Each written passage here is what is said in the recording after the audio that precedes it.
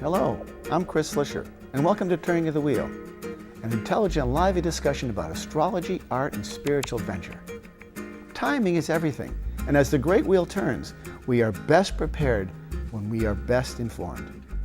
Join me as I explore concepts that allow us to broaden our view of the world. You'll hear interesting topics, meet fascinating guests, and discover who you really are. Using the time-tested practices of astrology, you'll learn how to accept change as the great wheel of life turns. Astrology, art, and spiritual adventure on Turning of the Wheel TV with Chris Flisher. Hey, welcome back to Turning of the Wheel. I haven't been on in a few weeks, and I'm anxious to get back into the education of astrology with you. Today we're going to be talking about aspects. Aspects are a word that we use in astrology to determine and to discuss and to describe the relationship between the planets in anyone's chart. That sounds like a mouthful, and I'll go through it very carefully and try to explain it to you as best I can. As you know, as you can see from the screen here, let me just make this a little bit larger for you. The geometry is the basis for astrology. So with that in mind, you've got to understand everything has to do with geometry. Geometry is about circles, it's about angles, it's about lines, it's about anything that has to do with geometry is really what the basis for astrology comes down to. And in that structure, as you can see in the chart here, we have an unknown person, and you can see that the chart is faced up like this. We have all the signs around the outside, and this chart's going to vary depending upon whose chart it is. This is just a random number I brought up to illustrate my points. So you'll see that what we're looking at here is a chart of an individual. Obviously, they're born on April 1st, 1952 at 4:31 p.m. in Connecticut, and this is the chart that this person has. And when we see a chart like this and we see planets all over the place, some charts do not look like this. Some charts have planets in much different clusters depending upon where you were born, when you were born, and all the other things, and depending upon what was happening in the universe at the time that you were born. So these planets are all in certain signs. So when I do a reading for somebody, or I'm talking to somebody, I'd say, oh, you've got Sun, Mercury, and Jupiter in Aries, which is right over here. You can see that piece right there. It's very clear. And then over here we say, oh, you've got Moon and Uranus in Cancer, which you can see right here. And then down here you've got Saturn and Neptune in Libra. That's right there. So what happens in this situation, and because the wheel is set up like this, each sign has an opposing sign as well. So over here with the mouse, as you can see the cursor right there, that's Aries. The opposite of Aries, which is a fire sign, is over here, which is Libra, right down here. So those are exactly opposite each other. That is a 180-degree angle, and that's called an aspect. When we look at another angle, we can see these lines in between here. We see the Sun here at 12 degrees, and up here we see Uranus at 9 degrees, and we see a line that runs from here to there. That's called a square. That's a 90-degree angle. So these angles in astrology all have great meaning, and this is how the whole aspect works. And this is why they're called aspects, because it represents the relationship of one planet to another planet. That's why it's very important to understand this whole concept, because without this one concept, you really can't understand astrology. And that's been my goal here, is to try to help educate you into astrology so you understand the rationale and the logic of how it works, because it really is fairly complex and a little bit obtuse, to be honest. It's kind of an unusual construct, but this is how it works. Because when it was first discovered and they first devised the system, we're looking out from the Earth to the sky, and we see a gigantic dome around us, and that dome continues. So we are living in a circular realm of our purview. Our vision is in this gigantic circle. And so the chart represents that in what's called heliocentric astrology, meaning helio means the earth-centered astrology. And that's what we're looking at here. The idea here is that the angles between planets in an individual chart, as we see right here, whatever those angles may be, and I'll get into this discussion as we get further down the road, have to do with the theme of what is being represented by those planets. So to illustrate that, let's talk about it this way. So we have the Sun over here at 12 degrees. You can see it right there where the cursor is, at 12 degrees Aries. And then over here we have a Uranus at almost 10 degrees Cancer. So that's within they're close enough by degree to warrant a story to be told about those kind of people, about those kind of aspects, personality traits. Because each of the planets represents a personality trait depending upon the house it's in, the sign that it's in. Those are all characteristics which color the aspect of the astrology and which color the individual ultimately. So this is how we have to interpret our charts. We look at these planets, we look at the houses, we look at the signs, and we look at the way they are aspected to each other. In other words, the relationship between planet to planet is how we get the story. Because astrology really is a series of stories. And when an astrologer does a reading, such as myself, and I do a reading for you, or if you contact me at my website, chrisflisher.com or turningofthewheel.com, you will see that I can offer this kind of insight to you, and I can provide you with lessons on how to learn astrology if you're interested in it, but you can find a lot about it on the web as well. There's no question about that. However, the most important piece here is that there has to be a degree of connection. So you know, if this was 12 degrees and this was 12 degrees, it would be an exact, it's called partile. But when you're off a little bit like this, and we typically allow a range of terms for depending upon the planets. Now, the sun, there's typically, I usually go with what's called a 6-degree differential, or the word that we use in astrology is orb, O-R-B. The orb is the difference between one planet's degrees and the other planet's degrees. So the reason that becomes complicated for people is because the idea is you want to be within 6 degrees of connection. Obviously, the closer they are, the more intense they're going to be, and as they get further away from each other, the influence tends to dissipate. So if the planets represent a theme, like if the sun represents the ego in the individual, and Uranus, in this case, represents the, sort of the wild and the rebellion and the innovative and the novel, you could say this person has an unusual relationship because it's a square, there's tension there between their relationship and their career. So this is an interesting thing to see. This is how this all works down. Now I'm going to show you a series of different, they're called aspects. I'm going to show you the aspects on a chart that I have here behind this screen, and we'll bring that up for you to see, and you'll be able to see exactly what I'm talking about. And this, as I said, it's all about mathematical and geometrical connection. It's mathematical geometrical connection by degree. Now, those of you who are not fond of math, and I'm one of them, you need not be afraid of this because this is very logical in its format and its construct. We can see how this works. So the very first one we see is a conjunction. That's at 0 degrees. A conjunction would be something like we see right here. We'd see this right here, this area, we'd see this is a conjunction because the 2 planets are close to each other. This is called a stellium because there's more than 3. But when we have planets that are together, they have added impact. They each sort of help each other. As a matter of fact, I can read you the official definition here. It's a harmonious aspect. It's a quality that depends greatly on the planets involved as well as how close the aspect is. For example, a conjunction between the Sun and Mercury is generally regarded as harmonious. However, the distance between them is less than a few degrees. Mercury is said to be not as effective in that case. So when we go back to the chart I was showing you, we see that this is Mercury right here, and this is the Sun right here. This is 12 degrees, this is 18 degrees. They're just at the border of what that 6-degree orb is. So they have influence on each other, but it's more important. The aspect is less important in this case than it is up here when we only have 3 degrees. So you see, the smaller the number of degrees when the planets are close in proximity, the greater the accuracy and the more potent the impact will be, or the flavor will be, or the characteristic of the individual's personality trait will be more intense and more highly defined by that. In this particular case, in the 10th house, we talked about the houses back a while ago, and maybe you have to go through and review your old Turning of the Wheel episodes to get that, but that's okay. The 10th house in this case is the house of career. So we have the moon at 6 degrees, or almost 7 degrees Cancer, and we have Uranus at 9, almost 10 degrees Cancer. So this indicates, when you put those two together in the 10th house, this indicates a person who has a desire to be, and uses his emotions or her emotions to express their unusual characteristic, unusual traits. This is a person with an unusual job, using their emotions to get it across. More than likely, this is an astrologer or somebody who does astrology or knows astrology very well because of that connection. There's a certain sense of eccentricity with Uranus, and being an astrologer is not your average run-of-the-mill job. It's not a plumber or a carpenter or a banker. It's an astrologer. So some people go to astrologers. Not as many as we'd like to have, but nonetheless, it's not a very popular job, so therefore it makes itself unusual by comparison in that regard.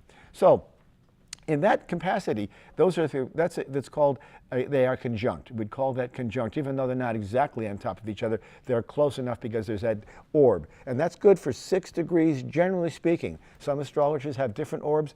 Many people prefer a tighter orb, but this is sort of the de facto standard that we go to. We typically go to the 6 degrees as the maximum.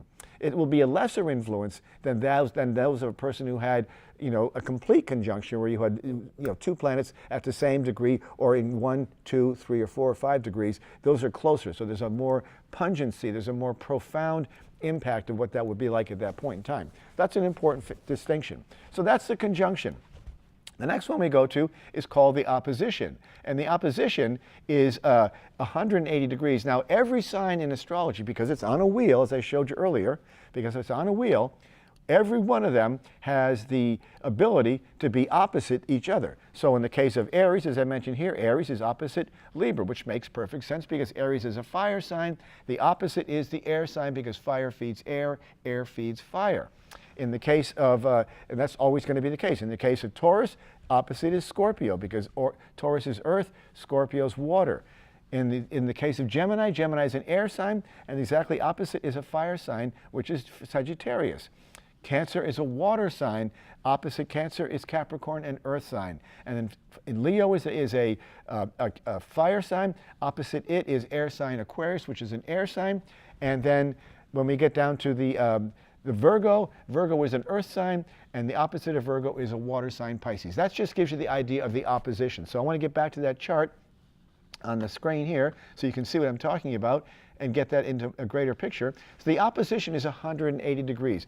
Opposition are generally considered to be just that. Since they oppose each other, they tend to be disharmonious or dynamic. It often has a bit of a motivating or energizing effect. I personally think, as an astrologer, that the opposite is a way of filling in the characteristics that you don't have yourself. So, if an Aries person is in love with a Libra person, the Libra person would bring to the Aries person things that that Aries person needed to sort of fulfill out his profile, just as the Libra person would need the Aries person, the fire person, to sort of fill out their idea of it. And sometimes that's where the old phrase of opposites attract comes from, and it's very accurate there. The square is a 90-degree angle, and I'll show you what that looks like. We saw that earlier in the chart. When we saw the square here, we have a square here from Saturn at 11 degrees up to Uranus at 10 degrees there, and that line is right there. You can see that line running. That's considered a square. A square in astrology is considered to be a challenging aspect. When you have 2 planets that are square to each other, they are there to sort of help educate each other. And I know this sounds a little bit odd, but it's regarded as a challenging aspect, or what they call disharmonious, meaning that it's not an easy walk in the park for that individual, largely because the square is just like, think of the square as climbing the stairs. When you climb the stairs, you go up and you go across. You go up and you go across. That is a 90-degree angle there, just like you'd see in any corner of your house or your room, wherever there's a 90-degree angle, like right here even, or here, or anywhere if there's a 90-degree angle. Those are considered to be challenging. But those are also put there to help you rise up. It's the squares in the chart that make people rise to their greatest potential. So when we look at that chart again, and we see what they have in the way of squares, we see quite a bit of squares going on in the middle there. We have a square here, we got a square here, we got a square here. We got all these squares in there, all of which point to a person who has difficult lessons to learn or challenges to overcome in their lives. Not everybody has this. We all have squares in our chart somewhere, but not everybody has this immensity of squares. This is a particularly challenging chart because there's a lot of squares there.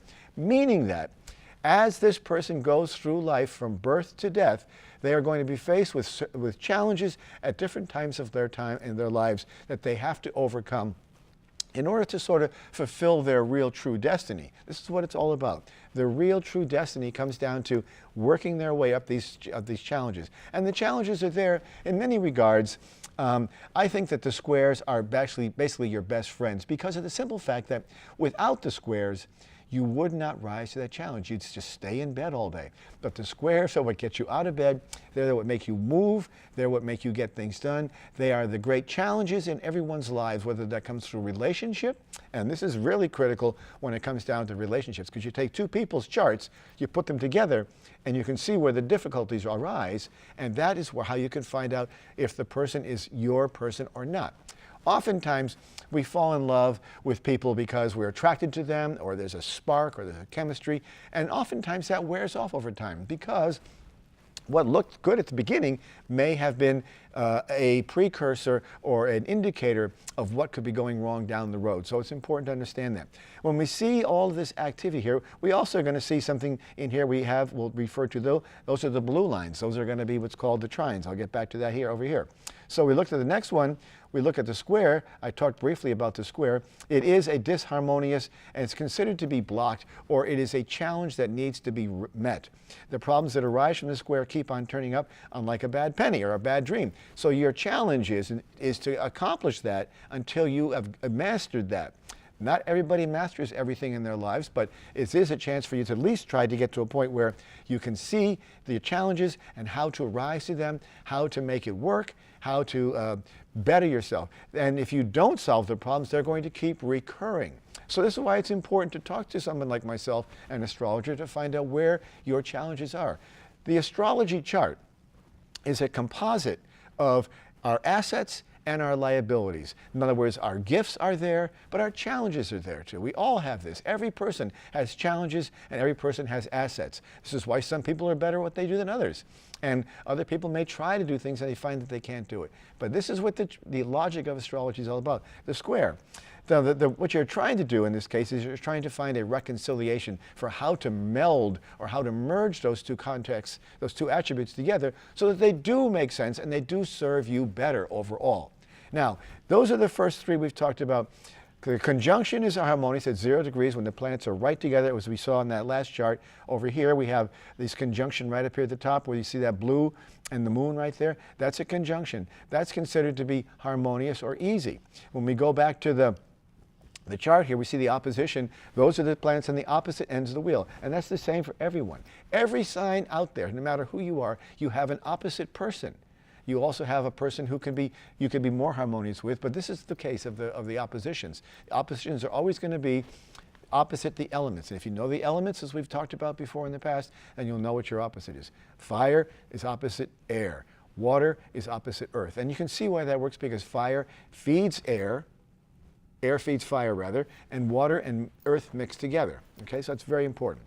Now we get down to what's called the more harmonious aspects, and we see what's called the trine. The trine is 120 degrees, and it's called a trine because it looks like a triangle. Okay, the trines are where we find the harmony in the chart, or the ease of use. This is sort of where people have a natural talent. This is where you'd find someone who just woke up or arrived on the planet, and because they had harmonious aspects, were always going to be, this is going to be an area of life where they would be blessed or would be easily served. They didn't have to work hard at this. This is a very important piece. Didn't have to work hard at that. And in this case, we see, here's Mars down here at 18 degrees Scorpio, and here we have Venus over here at 20 degrees Pisces. That is considered to be a trine because they're within 2 degree orbs.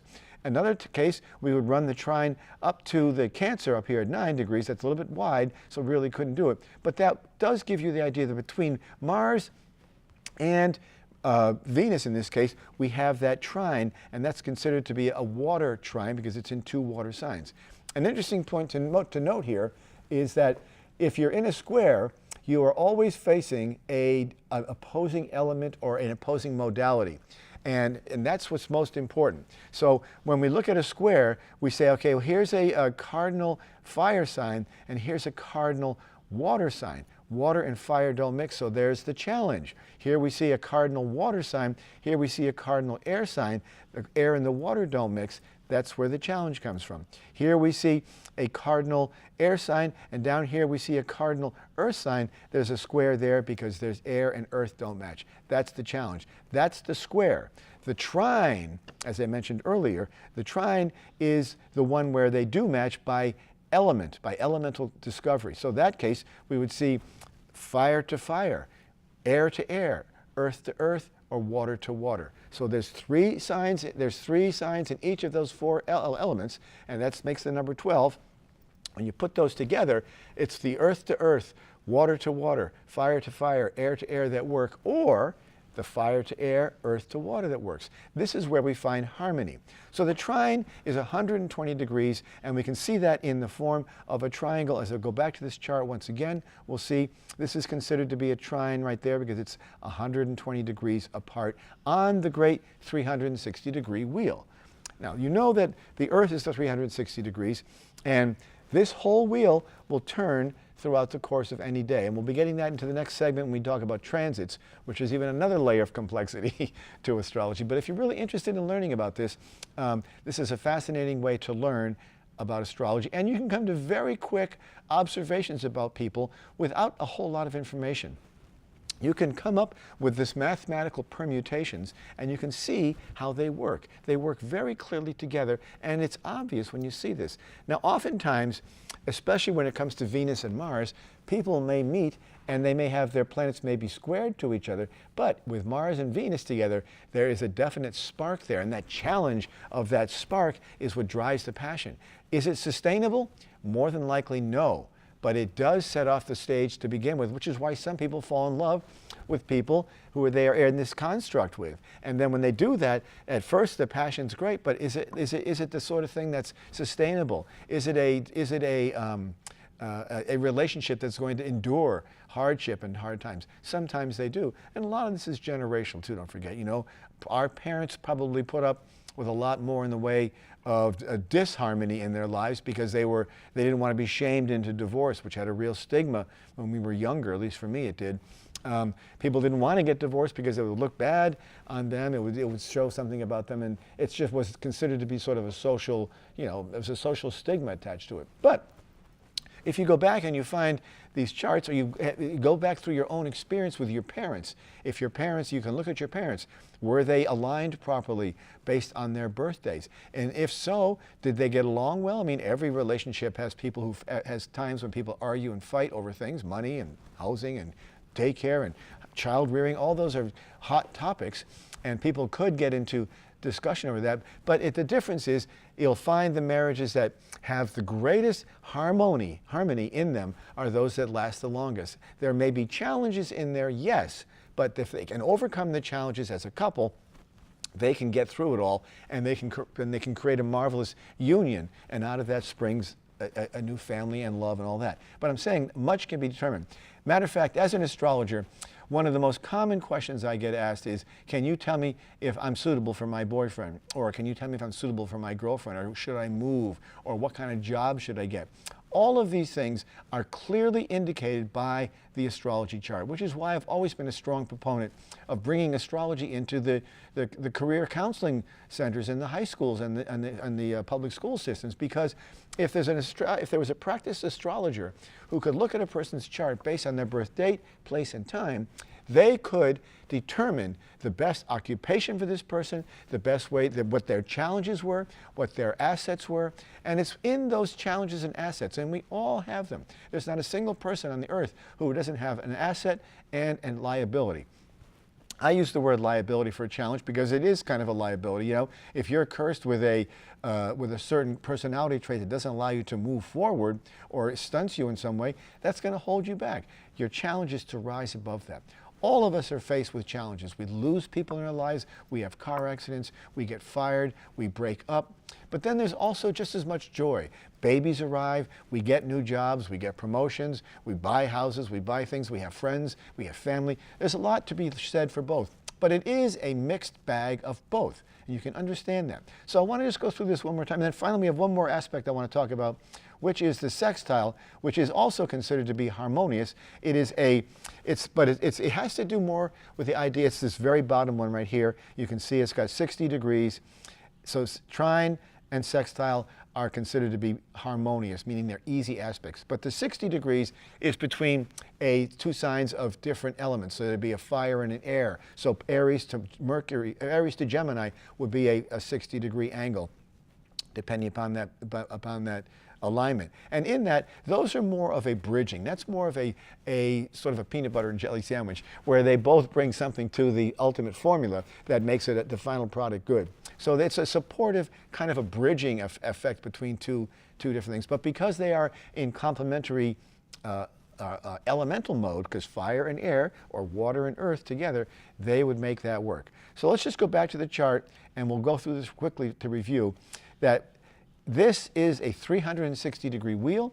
In here we have angles of all sorts. We have squares.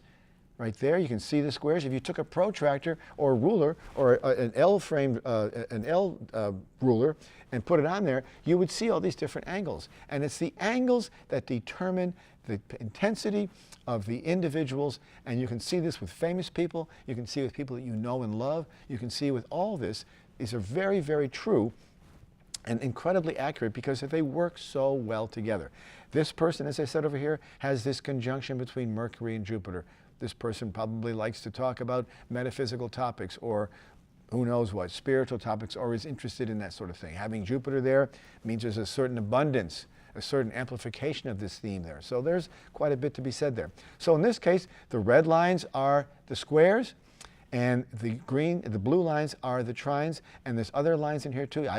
This chart isn't particularly set up that way, but you can see a sextile here between, we have one here between this planet at 20 degrees, which is Neptune, up to, I'll follow the line up right here, up to Pluto at 19 degrees. This is a 19-degree fire sign. This is a 20-degree air sign. So they're very close. The orb in that case is closer, only 1 degree difference between the two of them. So there's obviously going to be a natural inclination there. Another example of a trine would be this Mercury over here at 18 degrees in Aries fire, going across to this Pluto at 19 degrees in Leo fire. So fire to fire. Again, the trine. And if this came down further down to another one down here, the other fire sign, Sagittarius, we would have seen that as well. But we don't see that. This is the lot of fortune, which is something altogether different. We're not going to talk about that today. But anyway, and we see, again, I'll reiterate this. Here's a Mercury, here's a Mars, and here's a Venus. They are both in water signs, and they're both in close degree, so they're very accurate and very precise, and that's a harmonious, easy to get along with aspect. So astrology is a construct of geometry at its core, and the logic of the universe and the planets. And the logic of the universe and the planets really is about mathematics at the end of the day. So the fact that this is a mathematical construct shouldn't come as any surprise.